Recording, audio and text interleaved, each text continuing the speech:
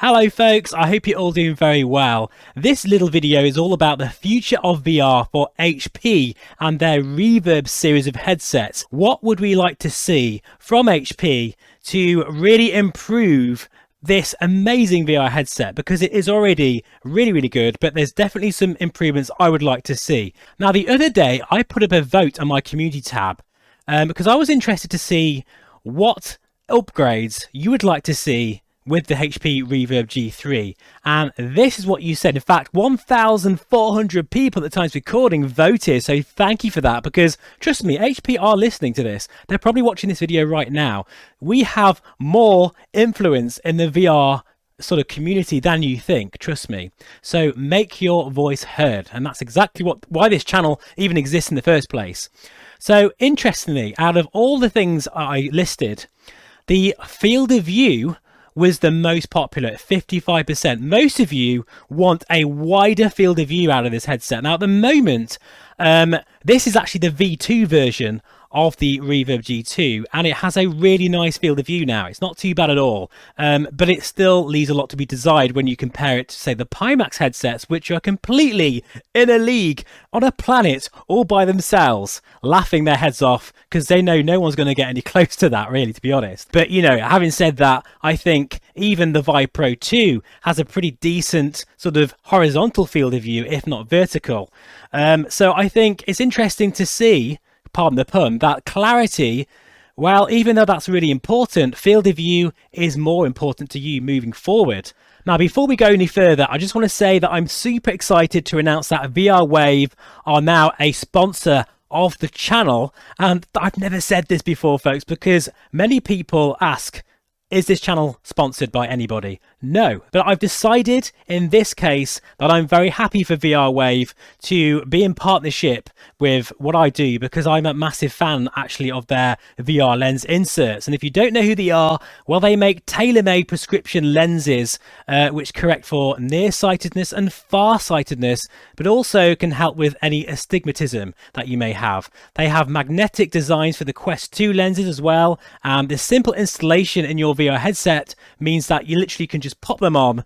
And not only that, folks, right, even if, like me, you don't wear glasses, the thought of scratching these lenses really makes me shudder. So they do offer, you know, a non-prescription lens with a blue light filter, and I must admit I would absolutely recommend them. Anyway, with that out of the way, let's keep talking about the possible Reverb G3. Now, just to say, I haven't got a tip off. I don't know if there's even one coming, but to be honest, I would be very surprised if HP do not announce the G3 at some point this year. I might be wrong, you never know, but I'm going to stick my neck out and say, I don't know, maybe by sort of October, November, there may be some sort of announcement. Who knows? But let's just think about that then. So we want a wider field of view. Of course we do. We also want better edge-to-edge clarity. This is something, right, that's a bit of a sticky one for me, because we're not going to ever get Vario Aero levels of edge-to-edge clarity for the price of a Reverb G2. But what about pancake lenses? That's something that HP could absolutely look at, you know, bringing into their Reverb G3. But the thing is, with pancake lenses, there's still a sweet spot range. Judging by what I've seen from the Apara 5K, and that headset in the center is absolutely pretty much as sharp as the Aero. It's spectacular, but that sort of clarity soon fades off very quickly, which surprised me actually, because we think about pancake lenses as being edge-to-edge clarity, but from what I've seen so far, that's not the case at all. Maybe because I'm just spoilt by spherical lenses. And then we have micro OLED technology as well. That's very exciting, and I think again we're going to see more of that this year. But I do think at the moment, I might be wrong, it's quite challenging to get a wide field of view with a micro OLED style headset. Now, the trouble is, spherical lenses take a lot of R&D work, particularly from the software side, to get right. I mean, Vario have only just got the distortion profile to a point where I think it's perfect, and that's been years in the making, okay? I don't think HP would sort of go for that, to be honest. That'd be too much hard work considering the price point of this headset. Fresnel-based lenses don't have to be as small in terms of the sweet spot as you think. Think about the Pimax 8KX. I think that headset has the best sweet spot of any VR headset I've seen with Fresnel based lenses. And if they can get anywhere close to that, that would be very good indeed. Anyway, we're going to wrap this up now, folks. I just want to say thank you to everyone who participated in that vote. What do I think should be the Reverb G3 if we get one in the next year or so? I think this headset is already very, very good, but we need better tracking, okay? I think we also need better controllers. I don't want to see another controller that, uses two AAA batteries. I want to see, something at least as good as the Quest 2 with capacitive sensors. That is something that is already a standard, and I'm hoping HP are going to definitely upgrade their controllers in the future. You're probably surprised I even mentioned controllers since I don't really use them, but I am aware that, this headset is used for other things other than flight simming, and I think people would appreciate that. What else? Well, I think the obvious one here is an OLED display. Whether it's, they're going to go for micro OLED, I don't think that's going to happen personally, but you never know, or pancake lenses. Whatever the case, the display itself needs to be OLED in my opinion. I totally understand why we've needed LCD up until this point, because screen door effect was the #1 killer for immersion for me. So I'm pleased that is finally something that has now been laid to rest. But I think moving forward, particularly as OLED screens are getting cheaper, I mean, they're still very expensive, don't get me wrong. So long as HP can manage the cost, even if it's a little bit more money, in my opinion, I would love to see an OLED panel, because those deep blacks and real beautiful colors, once you see them and you experience them, you realize what you're missing.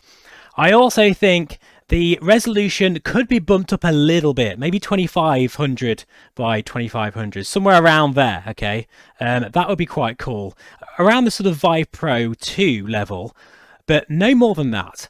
I personally feel, and feel free to, disagree with me, we don't need more resolution right now.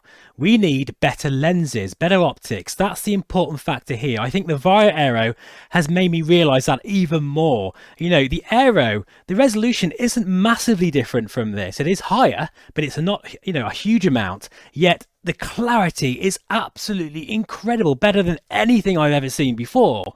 So that means I think optics and lenses, there should be more R&D work gone into them, so we get at least a sort of, from say 15% sweet spot, which is what this is at the moment in my opinion, to around sort of 60%. That's what I would love to see, something around there. I think the audio should stay the same. I think even the comfort of this thing, I love the sort of baseball cap design of this. It's so light, it's so comfortable. Please keep that, HP, if you're listening to this. I know you are. Maybe actually the back of the headset, it would be nice to have like a knob at the back, so cup the back of your head. That would be quite cool. And I think for the last thing, for me personally, the field of view needs to be greatly improved on this. I would love to see, let's just not go too crazy, okay? Because we can obviously say I want 200 degrees, I want this, that and the other, but let's be realistic. I think 120 degrees, true 120 degrees, is enough. I think that's a very nice amount, because when I go riding on my motorbike, literally, I don't think I have any more than about 120 degrees myself, and that's in real life. And particularly vertical field of view is a bit like it's squashed down. It doesn't bother me in real life, so it won't bother me in this. Especially if you think that, fighter pilots often wear a helmet anyway. That wouldn't feel too immersion breaking in my opinion. I don't want VR headset manufacturers to go too crazy with specs, because we are just getting to the point now where hardware is starting to catch up, particularly with the likes of the OpenXR toolkit as well. Would I like to see eye tracking with the Reverb G3? Of course I would, but that is a very expensive piece of technology. I don't know whether they could do that or not with this, to be honest. But HP, fill your boots. I would love to see it. Please let me know in the comments, what would you like to see if HP were to announce a G3 version of this headset? And thank you so much for watching. If you feel like subscribing, I would super appreciate it. I'm not asking for anything else, just to click that like button and the subscribe button and all that kind of stuff. And then I can keep making content well into the future. Take care and bye for now.